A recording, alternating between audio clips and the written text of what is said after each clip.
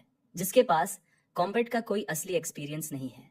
उनकी नजरों में इस लड़ाई का पलड़ा पहले ही मॉर्गन की तरफ झुक चुका है। इसे खत्म कर दो। आयरन वुल्फ मॉर्गन के हुक्म पर वेयरवुल्फ अपनी बड़ी सी तलवार उठाता है और उसे पूरी ताकत से एलियन ट्राइसेराटॉप्स पर दे मारता है। देखने वाले हर इंसान को लगता है कि ये वार उसका सिर धड़ से अलग कर देगा, लेकिन एलियन ट्राइसेराटॉप्स उस वार के बीच में आ जाता है। एक जोरदार आवाज के साथ वो सीधे उस हमले को रोक लेता है। मॉर्गन की आंखों में हैरानी चमक उठती है। वो तलवार ब्लैक स्टील अलॉय से बनी है, जो लोहे को कागज की तरह काट सकती है, और अकेले आयरन वुल्फ के हाथों की ताकत ही बहुत ज्यादा है। हर वार में कई टन की एक्सप्लोसिव पावर होती है, लेकिन मॉर्गन जल्दी ही अपनी हैरानी को झटक देता है। आयरन वुल्फ की ताकत उसका असली हथियार है ही नहीं, स्पीड है। हाई डिफेंस के साथ भी तुम शायद एक वार रोक लो, लेकिन कितने वार सह पाओगे? एक ही जगह पे बार बार वार करो और आज नहीं तो कल डिफेंस टूट ही जाएगा। मॉर्गन की स्ट्रेटेजी को समझते हुए आयरन वुल्फ एक डांसिंग फुटवर्क पैटर्न में आ जाता है। एलियन ट्राइसेराटॉप्स के चारों ओर एक धुंधले साए की तरह तेजी से घूमते हुए और वार करते हुए अनगिनत वार करने के बाद तलवार फाइनली एलियन ट्राइसेराटॉप्स की बोन प्लेट को काट देती है। हरा खून बाहर फव्वारे की तरह निकलता है, लेकिन अगले ही पल आयरन वुल्फ अपनी आंखें ढकता है और लड़खड़ाते हुए पीछे हटता है। तलवार टूटकर 2 हिस्सों में गिर जाती है। क्या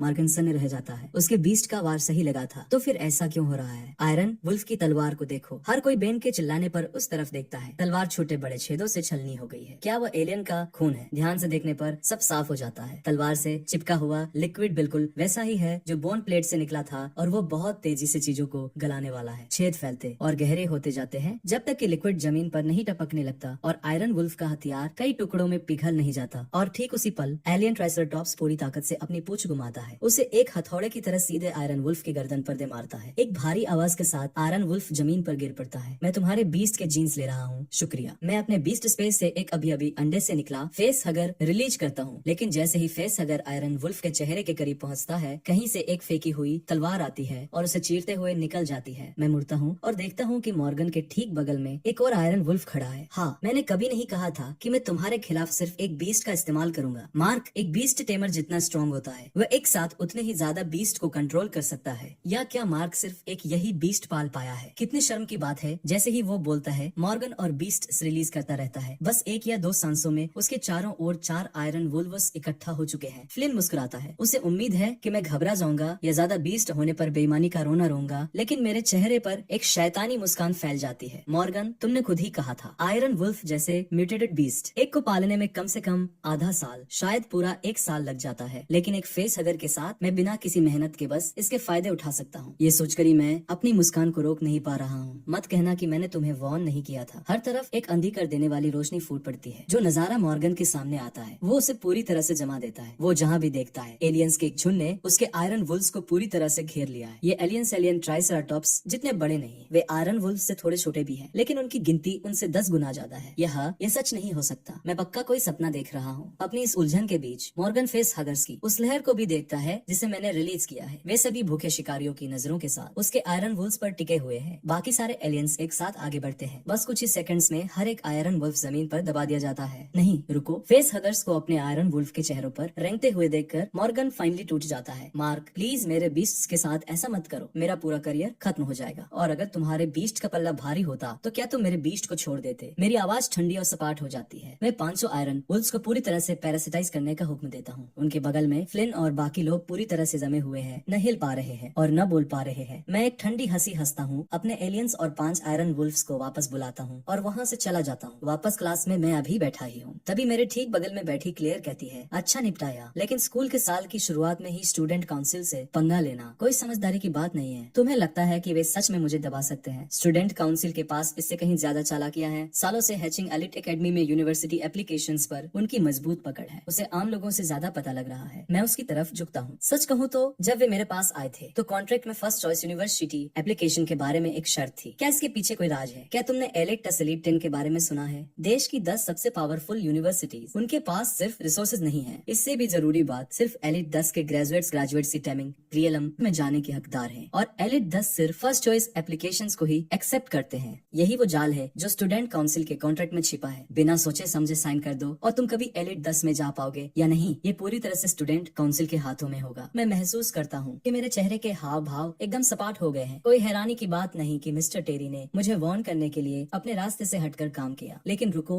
एलिट 10 इस दुनिया में बहुत ज्यादा मायने रखते हैं। अगर स्टूडेंट्स उसमें जाते हैं तो स्कूल को भी फायदा होता है। तो स्कूल स्टूडेंट काउंसिल को इस तरह मनमानी क्यों करने देगा? यहाँ से बात एक इंसान पर आती है। क्लेयर कहती है, रेक्स सलिवन, उसका बीस्ट टाइमिंग करियर सच कहूँ तो बेतुका है। उसने मिडिल स्कूल में टाइमिंग शुरू की और पूरे हाई स्कूल में फर्स्ट पोजीशन पर रहा। उसके आने से पहले यहाँ की स्टूडेंट काउंसिल काफी नॉर्मल थी। फिर रेक्स प्रेसिडेंट बना और उसने सब कुछ बदल कर रख दिया। सारे रिसोर्सेज को एक छत के नीचे इकट्ठा कर दिया। उस समय कोई भी रेक्स के रुतबे को चैलेंज नहीं करना चाहता था। इसलिए जब चीजें सवालों के घेरे में भी आई तो स्कूल ने हरी झंडी दे दी। स्टूडेंट काउंसिल के पास बहुत ज्यादा इन्फ्लुएंस आ गया। बदलाव के बाद रेक्स स्टूडेंट्स को स्ट्रॉन्ग बनने में मदद करता रहा। मैं भौहें सिकोड़ता हूँ। जिस तरह से तुम उसे बता रही हो, रेक्स असल में एक अच्छा इंसान लगता है। उसे अच्छा कहना बेवकूफी है। एलिट 10 में जाने के बाद भी रेक्स ने स्टूडेंट काउंसिल पर अपना कंट्रोल कभी नहीं छोड़ा। याद है मैंने तुम्हें अभी क्या बताया था? एप्लीकेशन कॉन्ट्रैक्ट्स की वजह से माता पिता ने शिकायतें की। रेक्स खुद वहाँ पहुँचा और उन सभी का मुंह बंद कर दिया। रेक्स के पास इतनी ताकत है और वो अभी भी एक स्टूडेंट है या क्या, वो पहले ही ग्रेजुएट हो चुका है। यूनिवर्सिटी का 3रा साल और हाँ, उसकी पहुँच बहुत बड़ी है। वो 20 सालों में हिचिंग से निकलने वाला इकलौता टॉप रैंक ग्रेजुएट है। सुना है कि उसने एलिट 10 के अंदर अपना खुद का नेटवर्क बना लिया है। यहाँ का प्रिंसिपल आम स्टूडेंट्स के लिए रेक्स सुलिवन से पंगा नहीं लेने वाला। फाइनली बात समझ में आती है। मुझे अब समझ आ गया है, अगर रेक्स का इतना इन्फ्लुएंस है तो स्टूडेंट काउंसिल के प्रति वफादारी रेक्स के प्रति वफादारी है। और चूंकि एलिट 10 में जगह लिमिटेड है तो रेक्स ये कैसे पक्का करता है कि हिचिंग से जो भी अंदर जाए वो उसके प्रति वफादार रहे? आसान है। एप्लीकेशंस को कंट्रोल करके जो भी स्टूडेंट एलिट 10 में पहुंचता है वो उसकी शर्तों पर ऐसा करता है और उसका एहसामंद रहता है। तुम उतने बेखबर नहीं हो जितना दिखते हो। क्लेयर साफ तौर पर हैरान होते हुए कहती है, मैंने जो अंदाजा लगाया है वो लगभग पूरी तरह से उससे मेल खाता है जो उसने अपने इन्वेस्टिगेशन से पता लगाया है जो भी स्टूडेंट एलिट 10 में जाता है वो आखिर में रेक्स सुलिवन की बताई यूनिवर्सिटी में पहुंचता है। मैं मुस्कुराता हूँ। तुम मुझे ये सब बता रही हो, मुझे मत बताना कि तुम मुझे स्टूडेंट काउंसिल को गिराने के लिए रिक्रूट करने की कोशिश कर रही हो। नहीं, क्लेयर कहती है मैं रेक्स सुलिवन को तबाह करना चाहती हूँ, पूरी तरह से तबाह, उसकी इज्जत मिट्टी में मिलाना चाहती हूँ। जैसे ही वो ये कहती है उसकी आंखें हल्की लाल हो जाती है। रेक्स ने उसके साथ क्या किया था मैं हिसाब लगाता हूँ। उनके बीच 5 या 6 साल का फासला है। जब रेक्स अभी इस स्कूल में था, क्लेयर ने मिडिल स्कूल भी शुरू नहीं किया था। उनके बीच किस तरह की दुश्मनी हो सकती है? लेकिन क्लेयर कोई जवाब नहीं देती। वो बस उठती है, मुड़ती है और वहाँ से चली जाती है। इसी बीच मिस्टर टेरी के ऑफिस में मिस्टर गॉर्डन दरवाजा खोलकर अंदर आते हैं। तुम्हारे स्टूडेंट मार्क ने बहुत बड़ी गड़बड़ कर दी है। वो अपना फोन डेस्क पर खिसकाते हैं। मिस्टर टेरी की भौहें सिकुड़ जाती हैं। फिर वो देखते हैं कि स्क्रीन पर क्या है और एक गहरी सांस लेते हैं। तुमने देखा, मार्क सीधे स्टूडेंट काउंसिल के एक मेंबर के पीछे पड़ गया। वे इस बात को ऐसे ही नहीं जाने देंगे। अगर तुम स्टूडेंट काउंसिल के खिलाफ जाने से बहुत ज्यादा डरते हो तो मार्क को मेरी क्लास में ट्रांसफर कर दो। अगर जरूरत पड़ी तो मैं उनसे सीधे टकराऊंगा। मिस्टर टेरी उन्हें एक ठंडी नजर से देखते हैं। तुम्हें सच में लगता है कि तुम कर सकते हो? रेक्स सुलिवन ने एक बार एक एप्लीकेशन विवाद पर एक फीमेल स्टूडेंट को सुसाइड के लिए मजबूर कर दिया था। माता पिता ने विरोध किया और प्रिंसिपल स्टूडेंट काउंसिल को पूरी तरह से बंद करने के लिए तैयार था। और फिर रेक्स खुद इंपीरियन से वापस आया और वो पूरी बात ऐसे ही रफा दफा हो गई। तुम्हें आखिर ऐसा क्या लगता है कि तुम उनसे टकरा सकते हो? तो तुम कह रहे हो कि हम बस मार्क को उसके हाल पर छोड़ दें। मिस्टर टेरी एक आ भरते हैं। बिल्कुल नहीं, ताकि जहाँ बाकी सब ब्रॉन से पंगा लेने की उनकी कोई इच्छा नहीं है, लेकिन इस फुटेज को देखकर उनका खून खोल रहा है। 8 दिन हुए हैं और मार्क पहले ही दर्जनों एलियंस पाल चुका है। अपने पढ़ाने के इतने सालों में उन्होंने कभी ऐसा टैलेंट नहीं देखा है। और अगर किसी में रेक्स सुलिवन की स्टूडेंट काउंसिल पर पकड़ को तोड़ने का दम है तो वो इंसान बेशक मार्क ही है। इसी बीच मिस पेनी मुझे और क्लेयर को क्लास से बाहर बुलाती है। तुम सच में मुसीबतों से दूर नहीं रह सकते है ना? पहले दिन फेलिक्स, अब स्टूडेंट काउंसिल। यह मेरी गलती नहीं है। दोनों बार वे खुद मुसीबत ढूंढते हुए आए थे। क्या ऐसा है? मिस पेनी के होंठ ऊपर की तरफ मुड़ जाते हैं। तुम ही वो इंसान हो जिसे सबसे ज्यादा फायदा हुआ है। उन फेस हगर्स ने पहले ही मॉर्गन के बीस्ट को पैरासिटाइज कर लिया है ना? एक म्यूटेटेड बीस्ट के जीन्स को एसिमुलेट करना, और कौन जानता है कि कौन सी स्पेशल एबिलिटीज जाग जाए। खैर, मैंने तुम दोनों को जिस वजह से बाहर बुलाया है वो फ्रेशमैन इन्विटेशनल और कंपटीशन के लिए इकट्ठा होगा। हमारे पास 4 जगह हैं। मैंने तुम्हें और क्लेयर को चुना है, साथ ही क्लास 3 से शेन और क्लास 6 से फेलिक्स को। क्लेयर खुद को रोक नहीं पाती। पक्के तौर पर फेलिक्स से ज्यादा स्ट्रॉन्ग नए स्टूडेंट्स होंगे। मिस पेनी सिर हिलाती है। सिर्फ बीस्ट टेमिंग के मामले में फेलिक्स सबसे स्ट्रॉन्ग नहीं है, लेकिन उसके परिवार के पास पैसा है। फेलिक्स के पिता ने कहा था कि अगर फेलिक्स को इन्विटेशनल में जगह मिलती है तो वो स्कूल को स्पॉन्सर करेंगे, तो फेलिक्स सबसे कमजोर कड़ी हो सकता है। तुम तीनों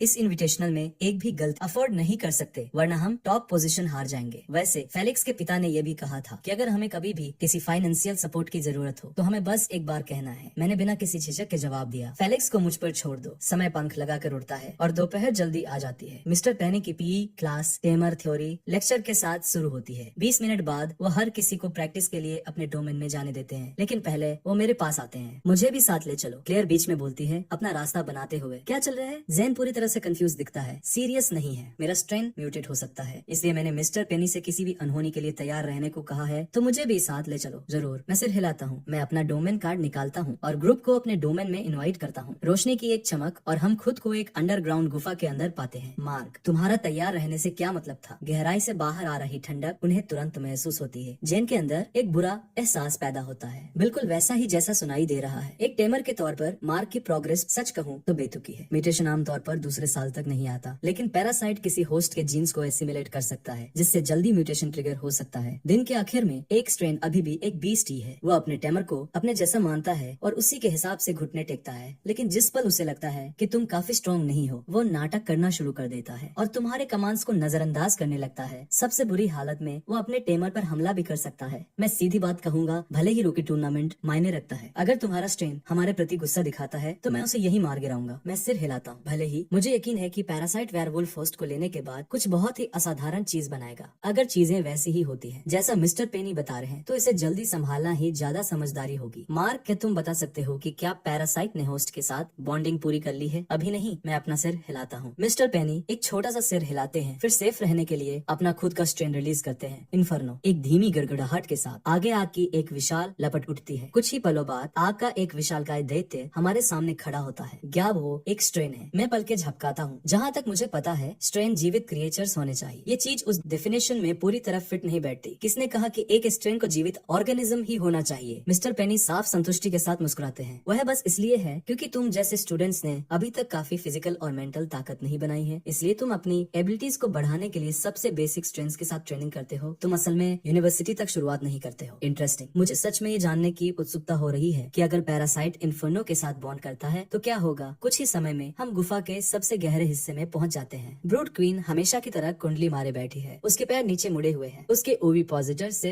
एक स्थिर रिदम में पैरासाइट के अंडे लगातार गिर रहे हैं। अगर उन अंडों में से हर एक अंडा हैच हो जाता है तो स्ट्रेंथ्स की गिनती आसानी से सैकड़ों में पहुंच जाएगी। तो एक जीनियस और हम बाकी लोगों के बीच यही फासला है। जेन घूरता है, उसकी आंखें लाल हो रही है। इस हिसाब से मार्क को बिना एग्जाम दिए ही टॉप 10 से डायरेक्ट ऑफर मिल सकता है। मिस्टर पेनी तुरंत असली समस्या को भांप लेते हैं। तुम्हारे स्ट्रेंथ्स तुम्हारे संभालने से कहीं ज्यादा तेजी से ब्रीड कर रहे हैं। बढ़ती हुई गिनती असल में जगह को तंग बना रही है। हाँ, मैं सिर हिलाता हूँ। पैरासाइट बॉन्डिंग से लेकर एक पूरी तरह से बड़े एडल्ट स्ट्रेन तक सिर्फ 48 घंटे लगते हैं और ब्रूड क्वीन हर 2 से 3 घंटे में एक पूरा क्लच देती है। शुरुआत में मैं रोमांचित था। मुझे लगा था कि अगर स्ट्रेन कॉलोनी ऐसे ही बढ़ती रही तो मैं आसपास का सबसे स्ट्रॉन्ग टेमर बन जाऊंगा। लेकिन जब मैंने असल में उन्हें पाला शुरू किया तो मुझे सब समझ आ गया। खाना, जगह, पैसे लगते हैं। ये गुफा पहले से ही एक्सपैंड की गई है और ये अभी भी काफी बड़ी नहीं है। खाने की कमी से कुछ स्ट्रेन्स तो हाइबरनेशन में भी चले गए हैं। यह सच में एक मुश्किल सिचुएशन है। मिस्टर पेनी मेरे कंधे थपथपाते हैं, उस बोझ को महसूस करते हुए जो मैं उठा रहा हूँ। अगर मार के पास फेलिक्स जैसा परिवार होता जो उसके पीछे खड़ा होता तो उसे रोकना नामुमकिन होता। तभी पैरासाइट से बॉन्ड हुआ वेयरवुल्फ होस्ट कांपने लगता है। ब्रूड क्वीन भी शायद इसे महसूस कर लेती है। वो अपना अंडे देना धीमा कर देती है और अपना सारा ध्यान वेयरवुल्फ पर लगा देती है। ट्राइडेंट और मेल स्ट्रेंथ्स का एक ग्रुप तैयार खड़ा है। एक्शन के लिए उनकी हर एक मांसपेशी कसी हुई है। क्या ब्रूड क्वीन बेचैन है? मैं एक भौं उठाता हूँ। पक्के तौर पर मिस्टर पेनी की वार्निंग सच नहीं होने वाली है। मिस्टर पेनी इन्फर्नो को एक धीमा कमांड देते हैं। उस वेयरवुल्फ से जो भी बाहर निकले, अगर वो हम पर हमला करे तो उसे तुरंत मार गिराना। खुशकिस्मती से इंतजार ज्यादा लंबा नहीं होता। वेयरवुल्फ में से एक अचानक अंदर से फट जाता है और एक ह्यूमंस जैसा ह्यूमनॉइड फिगर बाहर निकलता है। वो सब पे अपनी नजर दौड़ाता है। कोई खुली दुश्मनी नहीं, फिर भी उसमें कुछ ऐसा है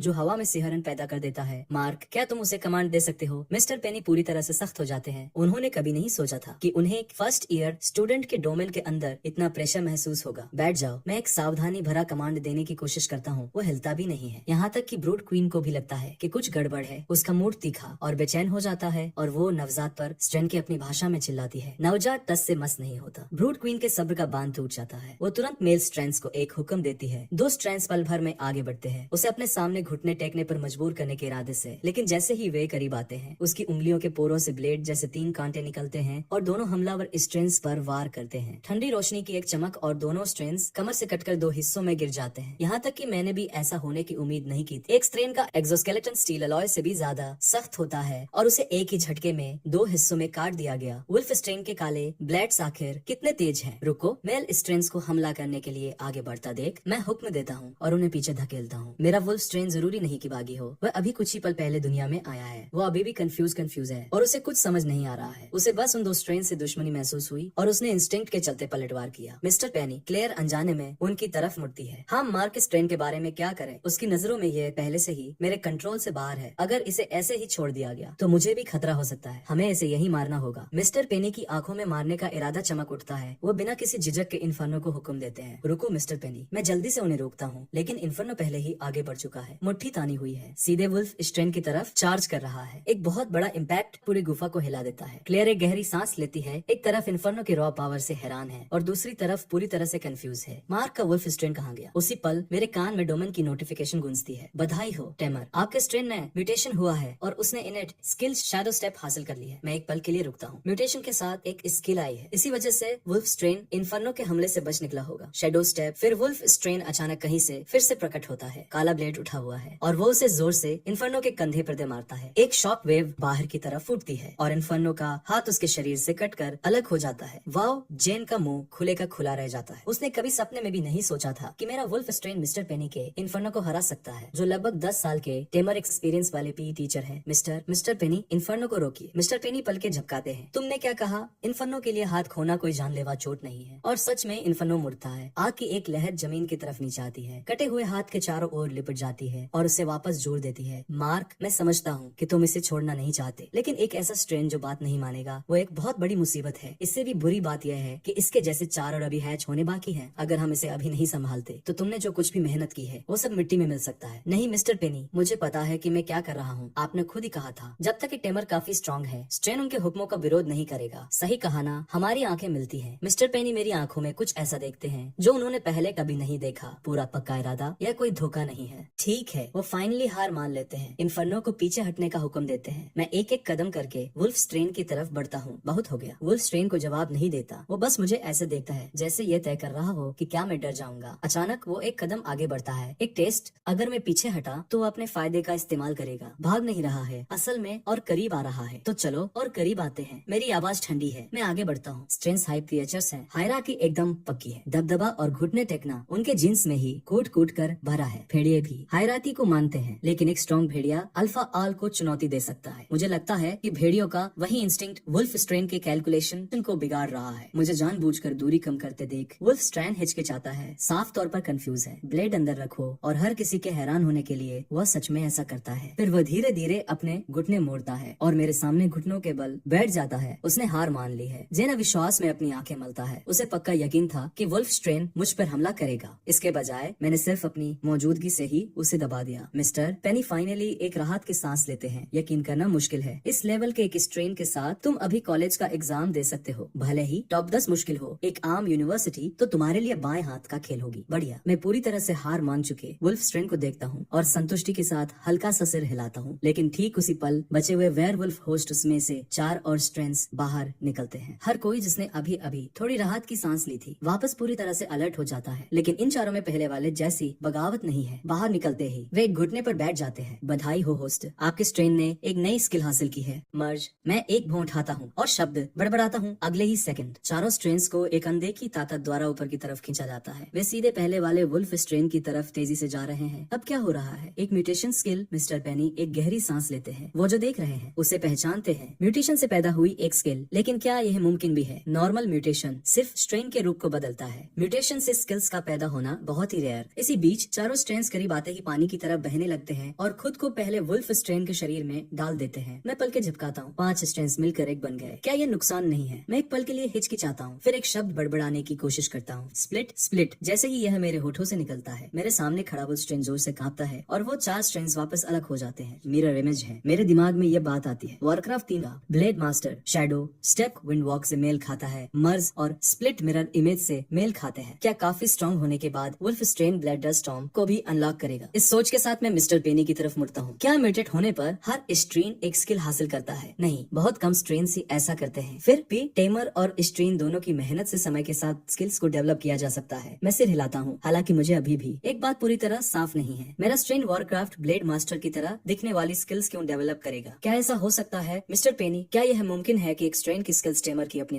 नॉलेज और माइंड सेट से जुड़ी हो? यह बिल्कुल मुमकिन है। मिस्टर पेनी सिर हिलाते हैं। टेमर रिसर्चर्स पहले भी यह थ्योरी सामने ला चुके हैं। म्यूटेशन स्किल्स टेमर के दिमाग की परछाई हो सकती है या उनकी मेंटल एनर्जी का फिजिकल रूप हो सकती है। लेकिन इससे एक सवाल उठता है, अगर इसी से एक स्ट्रेन को अपनी स्किल मिलती है तो फिर सिर्फ बहुत कम टेमर्स ही इननेट स्किल्स वाले स्ट्रेन्स क्यों पैदा कर पाते हैं? कई लोगों ने इसका जवाब देने की कोशिश की है, लेकिन यह सवाल बार बार ऐसे रास्तों पर ले जाता है जहाँ आगे कोई रास्ता नहीं होता। कोई भी ऐसी थ्योरी लेकर नहीं आया है जो समय के साथ टिकी रहे। इननेट स्किल्स का राज बस एक रहस्य ही बना रहा। यह कहने के बावजूद मिस्टर पेनी एक लंबी सांस लेते हैं। भले ही इसका कोई साइंटिफिक आधार न हो, मैं खुद इस बात पर यकीन करता हूँ। मेरे अपने स्ट्रेन ने एक बार एक इननेट स्किल डेवलप की थी और वो एक ऐसी ताकत थी जिसके सपने मैंने बचपन में देखे थे। वो क्या थी? क्लेयर और जेन एक साथ पूछते हैं। मिस्टर पेनी दोनों के माथे पर हल्की सी चपत लगाते हैं। अपने काम से काम रखो। मैं अपनी जगह पर खड़ा सोच में डूब जाता हूँ। दूसरे शब्दों में मेरे स्ट्रेन सीधे मेरी यादों की गहराई से स्किल्स निकाल सकते हैं और उन्हें सच कर सकते हैं। इसीलिए वे सामने आए, विंडवॉक और मिरर इमेज। और चूंकि इस दुनिया में वॉरक्राफ्ट जैसा कोई गेम नहीं है, डोमेन सिस्टम ने विंडवॉक के सही नाम को नहीं पहचाना, इसलिए उसने इसे शैडो स्टेप कहा। वॉरक्राफ्ट खेलते समय ब्लेड मास्टर हमेशा से मेरा फेवरेट हीरो था। ये सोच मुझे वापस ब्रूड क्वीन की तरफ देखने पर मजबूर करती है। अगर ब्लेड मास्टर का पूरा किट इस दुनिया में मौजूद हो सकता है तो क्या kaleidoscope sharing, कैलीडोस्कोप share, wood style और सेज आर्ट और ऐसे ही हजारों और रूप संभावनाएं मेरे दिमाग में बाढ़ की तरह जाती है और मैं खुद को हैरान होने से नहीं रोक पाता। मेरी पुरानी दुनिया की हर एक चीज जो मैं जानता हूँ वो यहाँ एक बिल्कुल अलग लेवल पर लड़ेगी। मिस्टर पेनी, अगर मैं चाहता हूँ कि ब्रूड क्वीन म्यूटेट हो तो मुझे क्या करना होगा? एक बार जब तुम्हारे पास काफी क्रेडिट्स हो जाएंगे तो तुम म्यूटेशन सिलेक्शन शुरू कर सकते हो। अगर तुम रूकी टूर्नामेंट में अच्छा परफॉर्म करते हो तो स्कूल तुम्हें क्रेडिट्स का इनाम देगा। इसके अलावा क्रेडिट्स का इस्तेमाल तुम्हारे स्ट्रेन्स के लिए कस्टम गियर बनाने या अलग अलग रिसोर्सेज और फंड्स के बदले में भी किया जा सकता है। मैं धीरे से सिर हिलाता हूँ, इस बात पर अपने दिमाग में विचार करते हुए। अब जब मुझे पता है कि म्यूटेशन कैसे ट्रिगर करना है तो अगला कदम साफ है, क्रेडिट्स कमाना। बात पक्की होने के बाद मैं अपना डोमेन कार्ड निकालता हूँ और सबको वापस असली दुनिया में ले आता हूँ। इसी बीच स्टूडेंट काउंसिल रूम में फ्लिन घबराया हुआ अंदर आता है। वेस्ले, मुझे कितनी बार कहना पड़ेगा स्कूल में टाइटल्स का इस्तेमाल करो, जिसे फ्लिन ने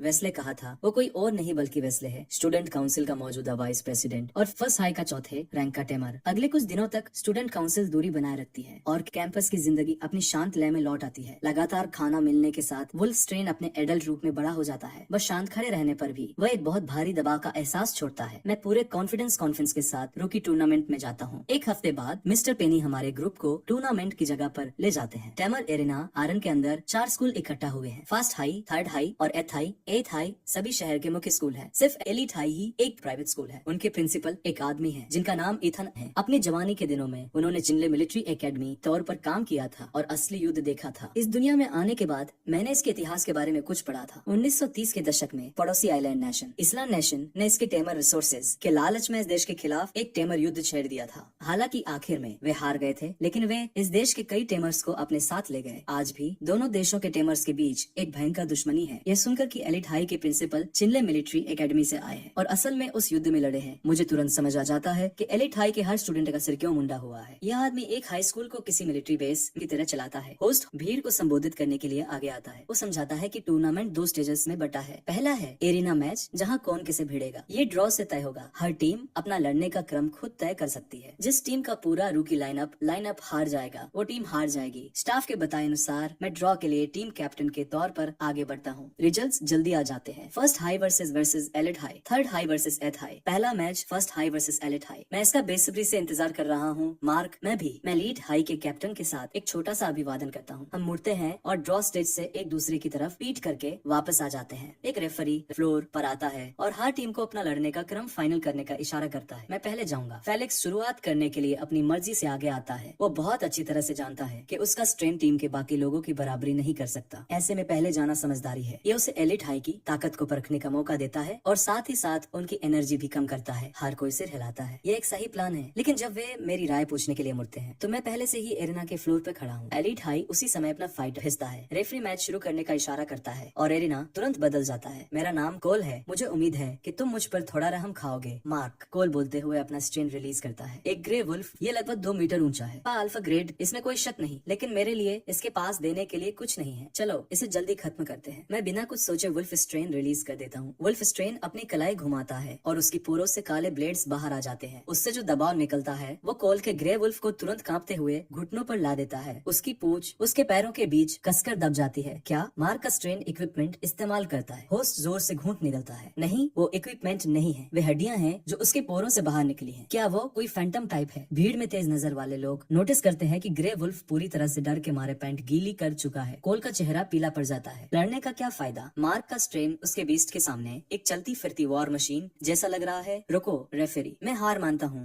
मैं पल के झपकाता हूँ। सच में क्या आप रूकी टूर्नामेंट में बस हार मान सकते हैं? रेफरी फ्लोर के बीच में आता है और भीड़ को रिजल्ट का ऐलान करता है। राउंड 1 मार्क जीतता है। दर्शक शोर मचाने लगते हैं। कोई टकराव नहीं, कोई लड़ाई नहीं, बस हार मान लेना। भीड़ अपनी नाखुशी जाहिर करती है। होस्ट एक जबरदस्ती की मुस्कान देता है। जब रिजल्ट साफ हो तो हार मान लेना, ये अपने आप में एक समझदारी है। चलिए एरिना पर वापस ध्यान देते हैं। एलिट हाई की तरफ कुछ होता दिख रहा है। होस्ट नोटिस करता है कि एलिट हाई के स्टूडेंट्स एक रेफरी के साथ धीरे धीरे कुछ बात कर रहे हैं। लगभग आधे मिनट बाद रेफरी उस बातचीत के नतीजे का ऐलान करता है। एलिट हाई के बाकी 2 रुकीज भी हार मानते हैं। जैसे ही भीड़ निराशा में डूबती है, एलिट हाई का आखिरी रुकी शांति से फ्लोर पर आता है। उनका कैप्टन ड्रेक, इम्प्रेसिव। मुझे लगा था तुम्हारी पूरी टीम हार मान लेगी। पता चला कि तुम में से एक सच में आगे आने के लिए तैयार है। गलत मत समझो। सच कहूँ तो मैं भी अपने स्ट्रेंथ को उस चीज के आसपास नहीं लाना चाहता, लेकिन मेरे पास चारा क्या है? अगर उनका कैप्टन भी हार मान लेता है तो एलिट हाई बिना किसी इज्जत के हार जाएगा। ड्रेक अपने सिर के पीछे खुजलाता है और अपना स्ट्रेन रिलीज करता है। एक विशाल मगरमच्छ जो अपने पिछले पैरों पर खड़ा हो रहा है। ड्रेक के हुक्म पर रेजर जॉ राजोर जो पूरी ताकत से वुल्फ स्ट्रेन की तरफ चार्ज करता है। ठीक जब उसकी विशाल मुट्ठी टकराने वाली होती है, वुल्फ स्ट्रेन बिना कोई निशान छोड़े गायब हो जाता है। ड्रेक पूरी तरह से खोया हुआ लगता है। वुल्फ स्ट्रेन को हर जगह ढूंढ रहा है। दर्शकों को भी कुछ समझ नहीं आया है। सिर्फ मैं ही जानता हूँ कि वो शैडो स्टेप था, हरकत की एक तेज सरसराहट। वुल्फ स्ट्रेन फिर से प्रकट होता है और काले ब्लेड को एक बड़े हॉरिजॉन्टल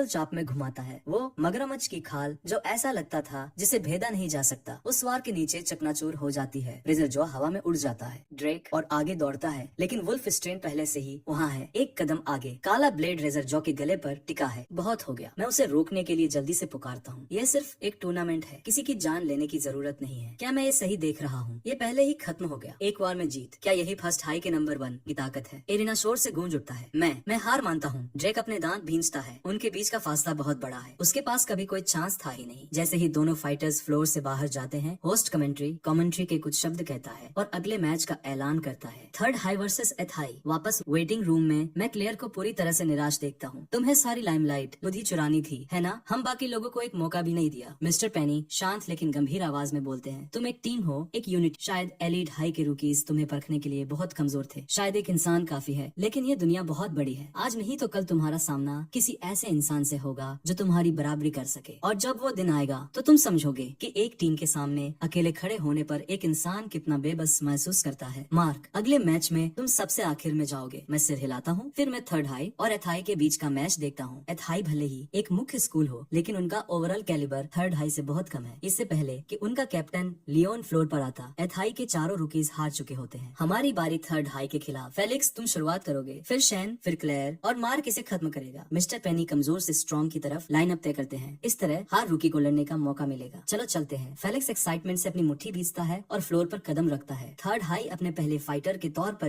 आइवान को भेजता है। वो एथाई के खिलाफ भी उनकी शुरुआत करने वाला था और उसने अकेले उनके 2 रुकीज को हरा दिया था। इस शहर के सबसे स्ट्रॉन्ग स्कूल का टाइटल अब बदलने वाला है। इवान अपना स्ट्रेन रिलीज करते हुए कहता है, एक गैंडा, जब तक मार्क यहाँ है फर्स्ट हाई नहीं हार सकता। फेलिक्स अपना स्ट्रेन रिलीज करके जवाब देता है और एक गूंजती हुई दहाड़ के साथ एक टायरेंट लिजर्ड मैदान पर फूट पड़ता है। उसका दूसरा स्ट्रेन और उसने एक एंशिएंट टाइप चुना। इसे खत्म कर दो। इवान के हुक्म पर आयरन हॉर्न एक धीमी आवाज निकालता है और चार्ज करता है। टायरेंट लिजर्ड घूमता है और अपनी विशाल पूंछ को एक बड़े चाप में घुमाता है। आयरन हॉर्न लड़खड़ाते हुए दूर जा गिरता है। उठो। इवान अपने दांत भींचता है। वो आयरन हॉर्न को वापस लड़ाई में जाने के लिए उकसाता है, लेकिन टायरेंट लिजर्ड पहले से ही आगे बढ़ चुका है। उसके जबड़े खुले हुए हैं और वो आयरन हॉर्न की गर्दन पर कसकर वार करता है। राउंड विनर फर्स्ट हाई का फेलिक्स। रेफरी आगे आता है और फैसला सुनाता है। वापस फर्स्ट हाई के वेटिंग रूम में फेलिक्स ने सच में ये कर दिखाया। क्लेयर ने फेलिक्स को कभी कुछ खास नहीं समझा था, बस एक ऐसा स्टूडेंट जिसकी अच्छी जान पहचान है और जो परिवार के रुतबे से अंदर आया है। लेकिन वो इस बात से इनकार नहीं कर सकती कि उसका स्ट्रेन उसकी उम्मीद से कहीं ज्यादा स्ट्रॉन्ग है। फेलिक्स में शायद कोई खास नेचुरल टैलेंट ना हो, लेकिन उसने मेहनत की है और उसके परिवार के सपोर्ट के साथ ये साफ दिखाई देता है। रॉ पावर के मामले में अगर पूरे शहर से भी तुलना की जाए तो फेलिक्स टॉप 10 में अपनी जगह बना सकता है। थर्ड हाई जल्दी से अपना दूसरा फाइटर गैरेट भेजता है। वो जो स्ट्रेन रिलीज करता है वो साफ तौर पर इंसान जैसा दिखता है। नहीं, इंसान नहीं। फेलिक्स एक गहरी सांस लेता है। एंशिएंट टाइप्स के बारे में पढ़ने के बाद वो तुरंत फर्क पहचान लेता है। तुम्हारा स्ट्रेन एक प्राइमल्स का सामने आना कभी इंसानियत के इवोल्यूशन में एक मील का पत्थर था, लेकिन आखिर में वे विलुप्त हो गए और वे आज के इंसानों के पूर्वज नहीं है। टेमर कानून के तहत वे एक जायज स्ट्रेन माने जाते हैं। बहुत बातें हो गई, चलो देखते हैं कौन ज्यादा स्ट्रॉन्ग है, तुम्हारा टायरेंट लिजर्ड या मेरा प्राइमस। गैरेट अपनी मुट्ठी भींचता है और प्राइमस को आगे भेजता है। प्राइमस फेलिक्स अपनी भौहें सिकोड़ता है। गैरेट ने सच में अपने स्ट्रेन को एक नाम दिया है, लेकिन प्राइमर विलुप्त होने से पहले इस ग्रह पर 10 लाख से भी ज्यादा सालों तक जिंदा रहे उनकी शिकार करने की काबिलियत को कम नहीं आंका जा सकता। दूसरा टायरेंट लिजर्ड चार्ज करता है और अपनी पूंछ घुमाता है, लेकिन प्राइमस नीचे से खिसकता है। लिजर्ड के पैरों के नीचे जाता है और एक जोरदार वार करता है। एक भयानक धमाका। टायरेंट लिजर्ड का विशाल शरीर तुरंत अपना बैलेंस खो देता है। इसे खत्म करो। गैरेट के हुक्म पर प्राइमस दोनों हाथों से एक भारी हथौड़ा पकड़ता है और उसे टायरेंट लिजर्ड की खोपड़ी पर दे मारता है। हड्डियों को हिला देने वाला एक धमाका। एक शॉक वेव हर तरफ फूटती है। टायरेंट लिजर्ड उस ताकत के नीचे ढेर हो जाता है, लेकिन जिसकी किसी ने उम्मीद नहीं की थी वो ये है कि लिजर्ड के गिरने के बाद प्राइमस रुकता नहीं है। वो तेजी से मुड़ता है और अपनी नजरें फेलिक्स पर गड़ा देता है। फेलिक्स गैरेट की तरफ एक नजर डालता है। वो हमेशा से जानता है कि गैरेट के कोई उसूल नहीं है। उसने बस ये उम्मीद नहीं की थी कि वो रूकी टूर्नामेंट में ऐसी कोई हरकत करेगा। प्राइमल्स के सोचने समझने की ताकत कम होती है। कभी कभी वे बस अपने टेमर के हुक्मों को नहीं समझ पाते। इसमें कोई हैरानी की बात नहीं है। गैरेट जानबूझकर अपनी आवाज धीमी कर लेता है, ये पक्का करते हुए कि सिर्फ फेलिक्स ही उसे सुन सके। अगले ही सेकंड प्राइमस सीधे फेलिक्स की तरफ चार्ज करता है और उसके पेट में एक लात मारता है। रुको। रेफरी फाइनली बीच में आता है क्योंकि हालात बिगड़ रहे हैं। एक टेमर पर हमला करना मना है। Yellow card. मुझे माफ करना, मेरा स्ट्रेन बहुत समझदार नहीं है। कभी कभी वो बस हुक्म नहीं मानता। गैरेट कंधे उचकाता है। प्राइमस वापस उसके बगल में आ जाता है। फर्स्ट आई के वेटिंग रूम में क्लेयर गुस्से से अपनी मुट्ठी बीच लेती है। ये बिल्कुल जानबूझकर किया गया था। वहाँ अपना ध्यान रखना। मिस्टर पेनी शेन को गैरेट की चालों से सावधान रहने की वार्निंग देते हैं। फिर वो फेलिक्स की हालत देखने के लिए बाहर दौड़ती है। मैच कुछ ही देर बाद फिर से शुरू होता है। शेन फ्लोर पर कदम रखता है और अपना स्ट्रेन रिलीज करता है। टॉप 3 में रैंक करने वाला एक स्टूडेंट और उसका स्ट्रेन बस एक आम ब्लैक पैंथर है। गैरेट बात करते करते तेजी से एक इशारा करता है। प्राइमस आगे झपटता है, लेकिन ब्लैक पैंथर प्राइमस के हथौड़े से बार बार बचते हुए इधर उधर घूमता और मुड़ता रहता है। कई बार चकमा देने के बाद उसे एक मौका मिलता है और वो प्राइमस की कलाई पर जोर से काट लेता है। पलटवार का समय। शेन को उम्मीद होती है कि गैरेट घबरा जाएगा, लेकिन इसके बजाय गैरेट मुस्कुराता है। गैरेट के चारों ओर पीली रोशनी की चमक उठती है और 2 और प्राइमस प्रकट होते हैं, बिल्कुल पहले वाले की तरह बने हुए। प्राइमस 2, प्राइमस 3 उस पैंथर को मार गिराओ। प्राइमल्स की सबसे बड़ी खासियत औजार इस्तेमाल करने के अलावा ग्रुप में शिकार करने का उनका इंस्टिंक्ट है। अपने कैप्टन लियोन से मिले पैसों के साथ गैरेट ने स्कूल का साल शुरू होने के कुछ ही हफ्तों के अंदर अपने प्राइमर की गिनती पहले ही 3 कर ली थी। एक साथ मिलकर काम करते हुए वे किसी भी स्ट्रेन को मार गिरा सकते हैं। प्राइमस 3 एक धनुष खींचता है और तेजी से लगातार तीर छोड़ता है। ब्लैक पैंथर को खतरे का एहसास होता है और वो बचने की कोशिश करता है। प्राइमस एक मौके का फायदा उठाता है और उसकी खोपड़ी पर एक मुक्का मारता है। प्राइमस 2 सही समय भांप लेता है, अपना भाला फेंकता है और उसे उसके आर पार कर देता है। हैरान हो,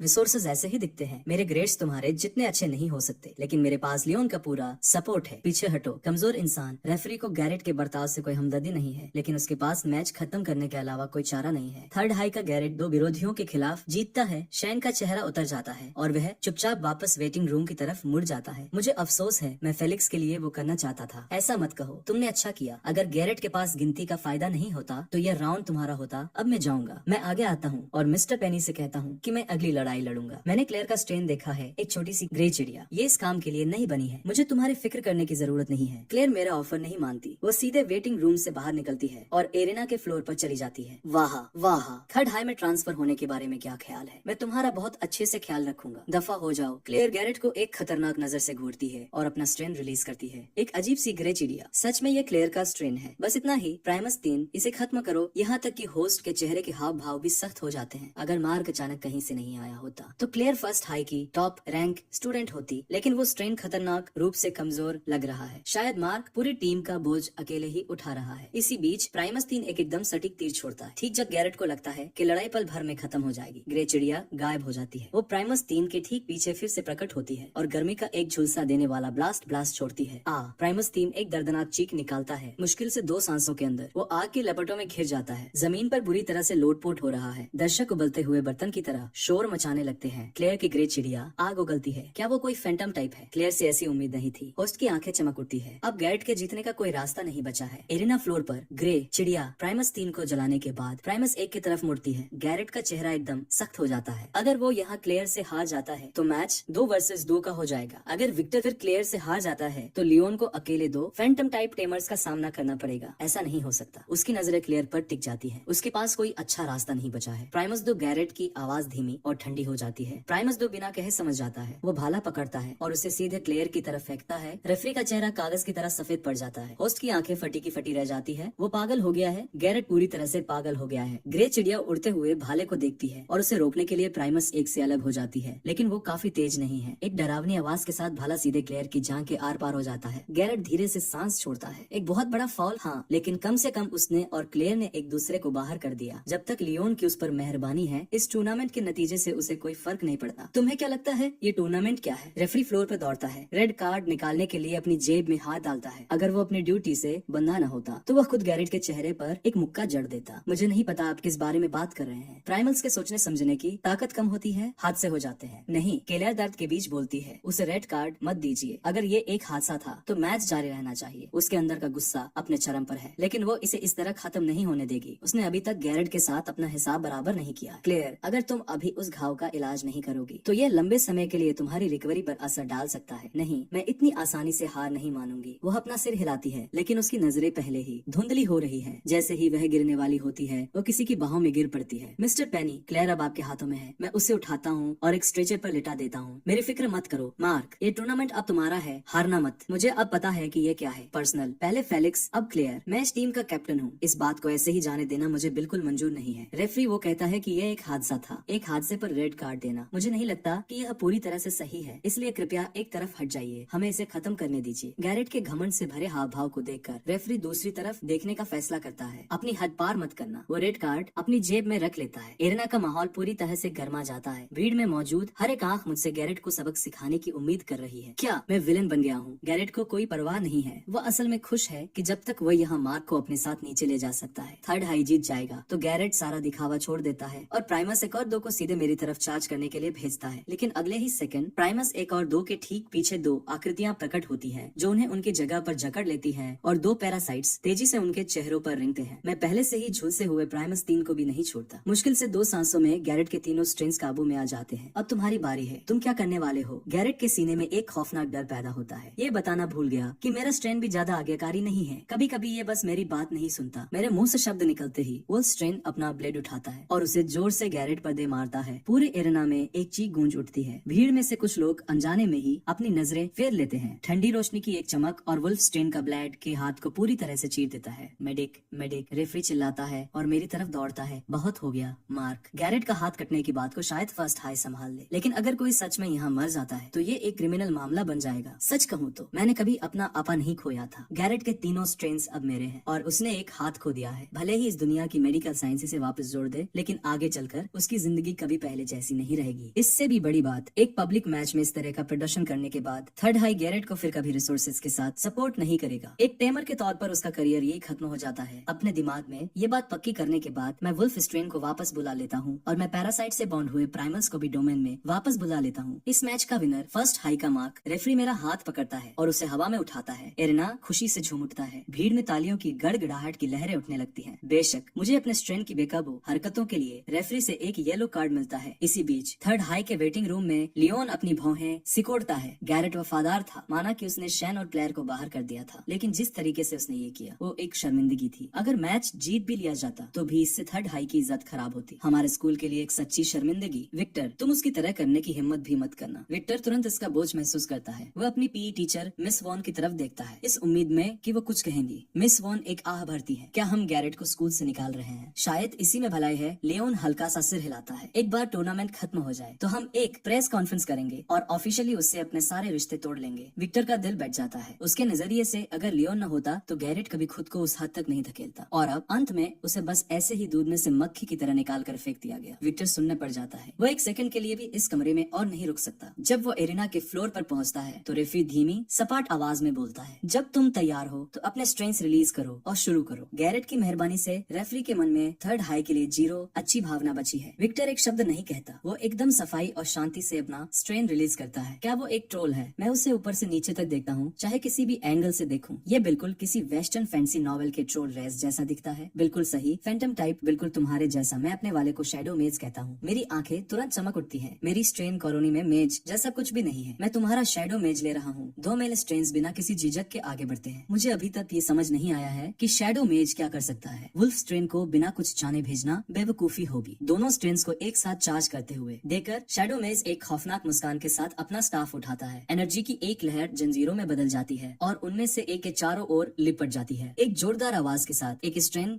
कसकर बन जाता है। दूसरा चार्ज करता रहता है, लेकिन शैडो मेज एक सरपेंट रेत को समन करता है जो अपने मुंह से तेजी से सुइयों की बौछार थूकता है। मेरा स्ट्रेन हर एक सुई को आते हुए महसूस करता है और सीधे आगे बढ़ता रहता है। वैसे भी विक्टर के चेहरे के हाव भाव भी बदल जाते हैं। किसी भी टेमर को अपने स्ट्रेन को बचाने के लिए बेताब होना चाहिए। फिर भी सुइयां मेरे स्ट्रेन को एक पिन कुशन में बदल रही है और मैं पलक भी नहीं झपकाता। उसने आगे जो हुआ उसकी उम्मीद नहीं की थी। मेरा स्ट्रेन शैडो मेज पर जो खून छिड़कता है वो उसे चीखने चिल्लाने पर मजबूर कर देता है। मैं समझाने से पहले विक्टर के चेहरे के भावों का मजा लेता हूँ। मेरे स्ट्रेन्स का एक्सोस्केलेटन सिर्फ लोहे से ज्यादा सख्त नहीं है। उनका खून एक बहुत पावरफुल एसिड है, सिर्फ मांस और हड्डियां नहीं। ये कई मीटर मोटी स्टील की प्लेट को परत दर परत गला सकता है। ये एक डरावनी काबिलियत है। विक्टर दर्द में बड़बड़ाता है। वो शैडो मेज को पीछे हटने और सरपेंट रेड्स को समन करते रहने का हुक्म देता है। कुछ ही पलों में 5 सरपेंट रेड्स एक घेरा बना लेते हैं और स्ट्रेन को बीच में फंसा लेते हैं। सुइयां किसी तूफान की तरह बरसने लगती है और स्ट्रेन जल्दी ही कुचल कर लुगदी में बदल जाता है। मार्क, हार मान लो। तुम्हारे स्ट्रेन सच में एक बड़ी मुसीबत है, लेकिन वे मेरे शैडो मेज के खिलाफ नहीं जीत सकते। लगता है तुम मेरे बारे में कुछ नहीं जानते। मेरे होठों के किनारे पर एक मुस्कान आ जाती है। एक शैडो मेज के साथ बॉन्ड हुआ स्ट्रेन, बस ये सोचकर ही कि वह क्या बनेगा। यह ख्याल ही मुझे एक्साइटमेंट से भर देता है। मैं बिना किसी झिझक के मेल स्ट्रेन्स की एक लहर रिलीज कर देता हूँ। मुश्किल से 1 या 2 सांसों में 20 से ज्यादा स्ट्रेन्स एरिना के फ्लोर पर भर जाते हैं। अब जाकर विक्टर को फाइनली समझ आता है कि मैंने अपने स्ट्रेन्स के चीफ फाड़ होने पर कोई रिएक्शन क्यों नहीं दिया था। वे इतने ज्यादा थे कि एक आध के खोने की परवाह ही नहीं थी।